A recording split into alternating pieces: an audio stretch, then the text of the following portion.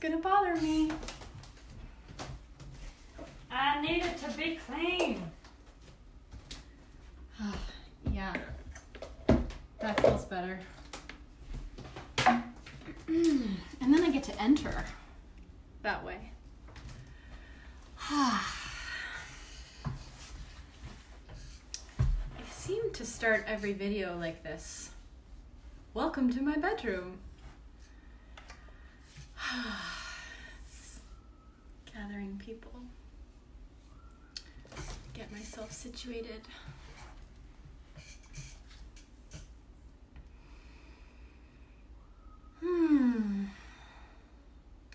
So as I've already shared, I'm doing 50 days of Facebook Lives. And this is day 3, and I'm already feeling a little bit edgy. It's already a little bit of resistance around it. And it's day 3, and I already was like, oh, I gotta show the fuck up. Gotta show up. So here we are, showing up and committing to it. Yeah. This is for something in my life that has been a very recently. It's been like this glaring, blaring, bright light of this is not your strong suit. This is not your strong suit. Devotion and consistency. That for me has been like, wow, like I'm really opening my eyes to how I've recently, the pendulum has swung in the opposite direction in regards to discipline. Because any of you who have had eating disorders, you know this, that you need a lot of discipline to ignore your body's cues. And it feels as if so much of my life, at least 7 years of my life was dedicated to intense discipline and rigidity, that a lot of my ability to hold a certain pole just gone. Like I've used so much of it up, because now I'm more in the space of wanting to be more in flow and see, how do I feel? Like, what is pleasure asking of me today? And the space is beautiful, though also there are so many gifts and lessons within devotion and consistency. Like that's the kind of flavor of devotion I'm talking about, is consistency. And I've been watching people in my life who I look up to in their devotion, like whether this be a long-term marriage or relationship or a career or a friendship or living in a city or sharing.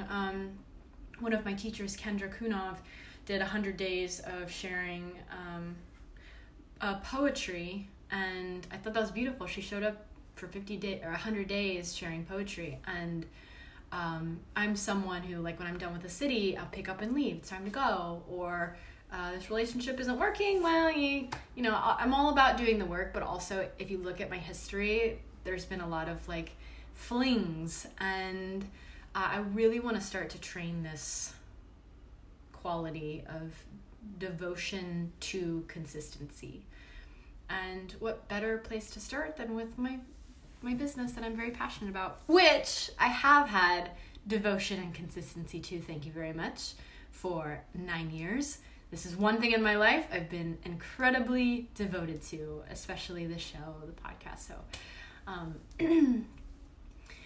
yeah. So anyways, now that we've talked about this quality of devotion and consistency that is edgy for me, I'm currently working through. Today I felt inspired to talk about holding the masculine pole for your girlfriends. And I don't mean like your girlfriend, but your girlfriends. And this in my life the past year has been my rock. The way my girlfriends who are doing the work in life and in the world are showing up for me, and the way that I am showing up for them in a masculine pole.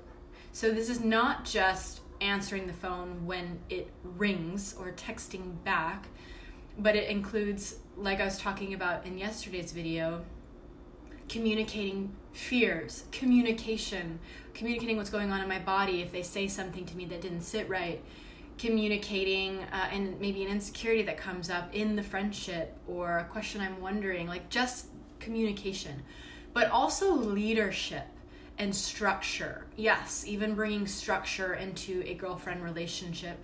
And this is what I think has allowed us to go so deep into our friendship, but also have had consistency in this friendship. So I want to first share a bit, again, I've talked about this so many times, but not on Facebook Live, so we'll go into what is the feminine, what is the masculine very briefly. Feminine is energy, even like this movement in my hands and the smile and like the whatever I'm intuiting right now, the trees blowing outside, the ocean that is not by me in Brooklyn right now, it's just nature, like whatever is alive and has energy is the feminine, and that is within all of us beings. It is not within female and then the male has masculine. It's within everything. And then the masculine is consciousness. It's the part of you and me that has never changed. When you close your eyes and you meditate or you touch base with the part that feels just like pure light, without any triggers, without any desires or dreams or fears or quirks or preferences, the part of you that is that, just like almost like a blank slate of God, that is the masculine within all of us. So you combine the two, this beautiful consciousness that is unwavering, unchanging, time and space, emptiness, nothingness, death, and then you combine it with life and chocolate and strawberries and eroticism and fierceness and shyness, and then lust and like the energy. You combine the two, you create human beings, and you also create polarity. You create in any given situation someone that is in the alpha and someone that is in the mega. You can also see that as sun energy and moon energy, outward, inward. And this dynamic can be used to create erotic friction between two people who want to have sexual intimacy, one person taking one side of the pole, the other taking the other side of the pole, creating distance. Opposites attract, right? We hear this all the time. I think of this in terms of polarity. Opposites attract in regards to feminine, masculine. They're like magnets. Something that is always moving is very attracted to something that never moves, and vice versa. So that's why the masculine energy, not male, but the masculine energy is very attracted to something that feels pleasure and something that's a bottomless pit for love and has all the different flavors, like the queen, and then has the oracle, and then has the seductress, and has like little schoolgirl energy, and the librarian, and the Kalima.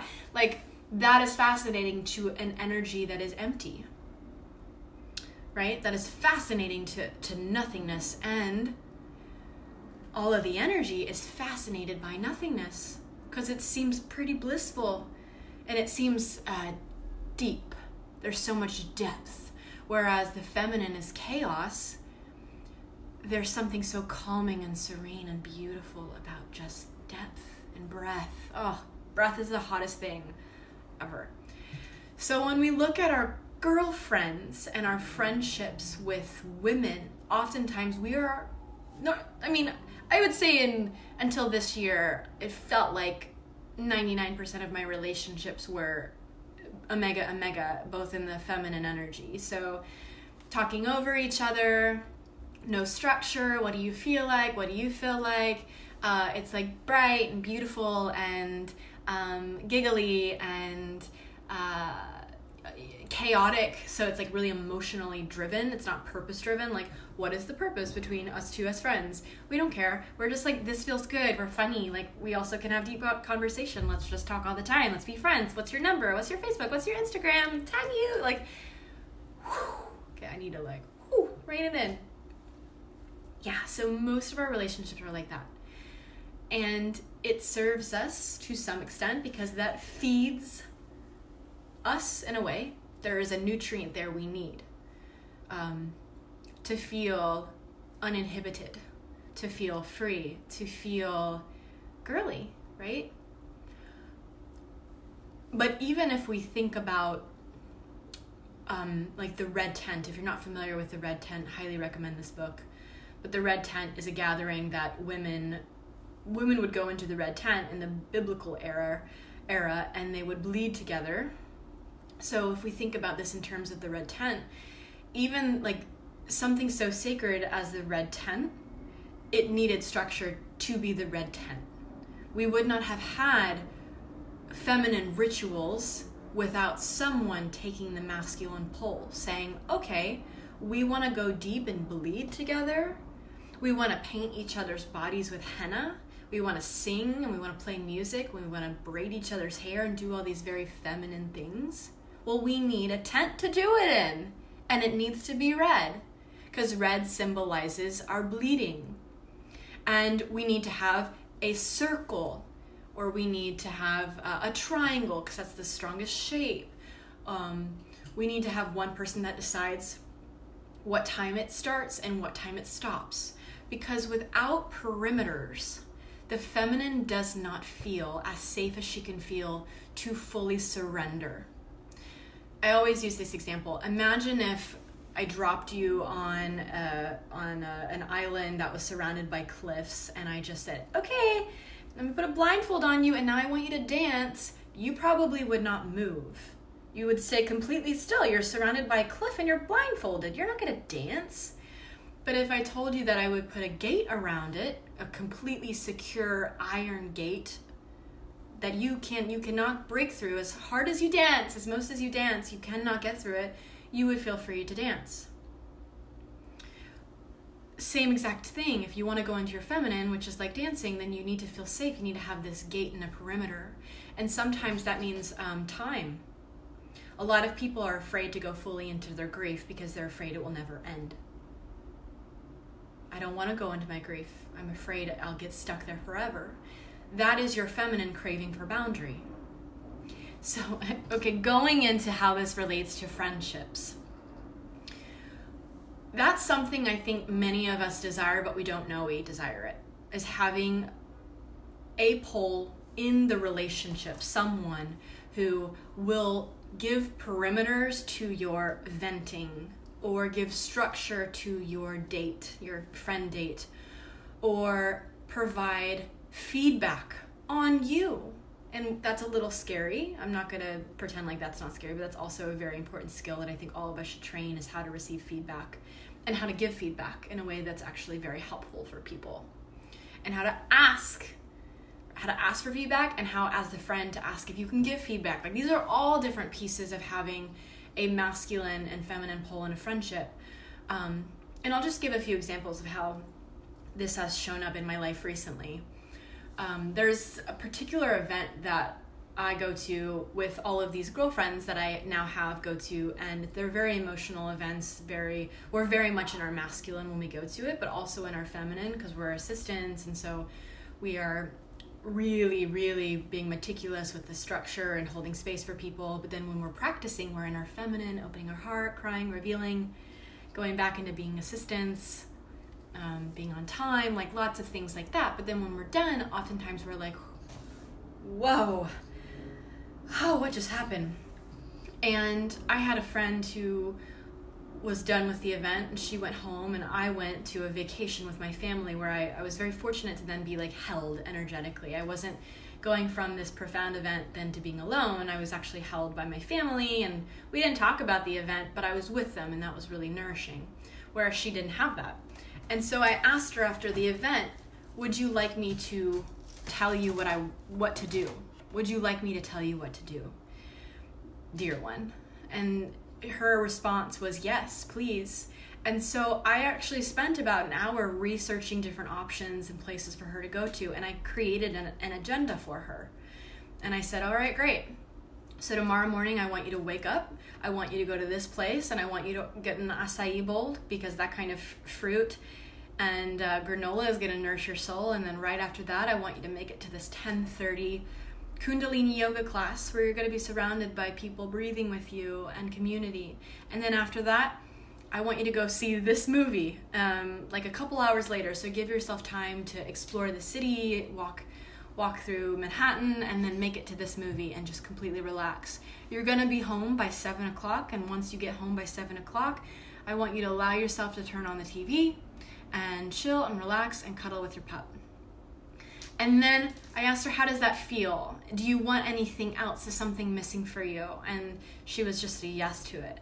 That is a gift to any feminine being in your life. And I'm talking about this in regards to girlfriends, but also guy friends, your partner. If your partner is in the feminine and you want to guide him or her because they are in an emotional, chaotic state. And when I say chaotic, I don't mean that in a negative way. I literally just mean up, down, left, right. If they are in that kind of tornado of energy, they're in that. They're not here. And that's actually a blissful place to be. But you're here, and if you can be here, guide them. The masculine energy in all of us takes our feminine deeper than she knows where to take herself. Period. So if someone is in the masculine pole, if you are, let's say I'm the girlfriend, and then I've got this friend who's in the emotional state, and I want to gift her my ability to guide her where her feminine isn't guiding her, then I'm going to do that. I'll ask first. I did. I said, do you want this? And she said yes. And then I intentionally planned a day for her so she didn't have to. So she didn't have to make those decisions because she didn't want to. And that's what I crave. Like, that's what I crave from my friendships and my masculine partners. And like, heck, that's what I wanted from my parents when I was a kid. That's what most of us want from our parents when we're kids, is like, tell me what to do. What time do I need to be home? How far can I walk down on the sidewalk? Other than that, we don't feel safe. We never know when to stop walking down the sidewalk if we're not given perimeters, which is a masculine container. And another example, this is the final example I'll give. I'm in a women's small group, and I had asked in the group something along the lines of, hey, I'm going through this thing. Can I come into the Facebook Messenger group and vent? And one of the girls said, yeah, go for it. I'd love to hold space for that. And another girl said, yeah, go for it. And then the third woman said, when you wrote the word vent, my body closed and tightened up. Venting doesn't feel like it's going to serve you. What would serve you is some structure around the way you bring this to the group. Are you down to hear this? I was like, ooh, yes, thank you. Like, it felt so good for someone to say, I hear you, and I know a better idea that's actually going to serve you more. So she proposed a structure to it. She said, you're going to come into the Facebook group 1 to 3 times a week and give an offering of your heart demonstrating how you feel. So maybe a video or a poem or a dance. But if I was suffering in any way around a heartache, it was something along those lines, and I wanted to vent it, and she was giving me structure rather than vent it. Oh, my day is so bad, blah blah blah, which doesn't serve me, doesn't serve them. It drags their energy down, and it keeps me enabled to be allowed to do that. But instead, I received structure on how to do it in a way that my nervous system could actually heal from and process with, and their nervous systems could hold. And so I did for about a month. 1 to 3 times a week, I would come into the group and I would offer my heart. I would dance, I would cry. One time I made a collage of my tears, like crying, like all my different faces, and it was really beautiful, and I loved that collage. It's on my Instagram if you want to see it. And they held me through that. And it was a deeply healing experience for me to learn how to combine 2 worlds, like heartache and wanting to vent, but also bringing structure to it. And I wouldn't have had that experience and actually be highly served and create art that I could then put into my business, which was beautiful, if I didn't have a female friend who was willing to hold that pole. And the reason why many of us don't hold that pole is because we don't know how, and we are fearful too. The best thing you can do for getting rid of the fear is simply asking first if your feedback or your insight is welcome. For me at least, that has gotten rid of so much of the fear that I've had around presenting a strong idea to a friend because, well, they said yes. And it just feels cleaner because maybe they're a no. Maybe what they actually want is just to vent. And then if that is the case and you tap in with yourself and you realize that actually won't serve you in your life to be the holder of venting, then you can say, I'm a yes to being there for you, but I'm a no to venting structureless. I want to create some structure to it and actually be a part of this. Be a part in forming a way for your friends to share that feels good for you both. Okay? Yeah. And just to wrap this up, I will... It's my final note on this. Yeah, I want to circle back to the idea that I had just shared, that the masculine does take the feminine deeper than she takes herself. And when I say she, I don't mean female. I mean the she, with a capital S. And the masculine, the he, with a capital H. So my own masculine takes my feminine deeper because of the structure. And that's what I really desire for more female circles, is for there to be less fear around the agility between going into the heart opening and expressing and the revealing, and then going into the pole of, all right, now we need some structure. Because the structure serves. Doesn't mean it's all the time. Doesn't mean you go like structure crazy. And it also requires your feminine to know when structure is needed and when it's not. Like if someone is opening their heart and just like totally revealing, you don't want to pause them in the middle and say, you know what, I need to create some structure around this. You can cry for the next like 3 minutes, but then after that we're going to go into part A, B, and C. Like, no. It takes your feminine to know how to create a healthy masculine pole. Okay? So this dynamic again can be used with any kind of relationship, your romantic partner, platonic partners, your family, like even bringing that into a round table with your family members whenever there's something that you're all working through together, just creating the structure, asking for feedback, asking if you can give the structure, asking how it feels for everybody. And that is all. That's all I want to share today. I'm so curious if this is a dynamic you're going to bring into your partnerships and friendships. And if you have any follow-up questions for me, just drop them here. This is day 3 out of 50 days of Facebook Lives. I am here if you have any topics that you want me to cover, and I'll see if it's a yes in my body for me to bring to one of these days. Have an amazing Friday and an amazing weekend.